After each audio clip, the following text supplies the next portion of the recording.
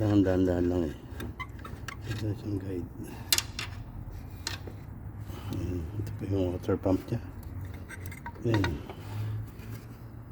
Ay, lumalag na kasi siya. Ayan. Ayan po. Ay. So, bukas na lang kakabit to. Kasi wala pang parts. Kaya gagawin ko dyan, linisin ko lahat yung mga edge. Yung mga gasket dito, yan. Linisin. Ito mga to. Yan, marami siyang silicone.